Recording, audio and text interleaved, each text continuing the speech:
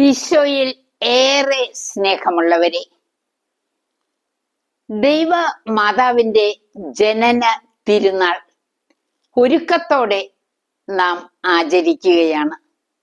8 നൊയിമ്പ് അതിന് ഒരുക്കമായ ഭക്ത കൃത്യമാണ്. എങ്ങനെ മറിയം ദൈവ മാതാവായി? വചനം മാംസം ധരിക്കണമെന്ന് പിതാവായ ദൈവം അനാദിയിലെ നിശ്ചയിച്ചിരുന്നു. ആ വചനത്തിന് മാംസം നൽകാൻ മറിയത്തെ അനാദിയിൽ തന്നെ പിതാവായ ദൈവം തെരഞ്ഞെടുത്തു. എഫേസൂസ് കൗൺസിൽ പ്രഖ്യാപിച്ചു, മറിയം ദൈവ മാതാവാണെന്ന്. ഗലാത്യ ലേഖനം 4-ാം അധ്യായം 4-ാം തിരുവചനത്തിലൂടെ കടന്നുപോയാൽ, കാല സമ്പൂർണത വന്നപ്പോൾ ദൈവം തന്റെ പുത്രനെ അയച്ചു, അവൻ സ്ത്രീയിൽ നിന്ന് ജാതനായി.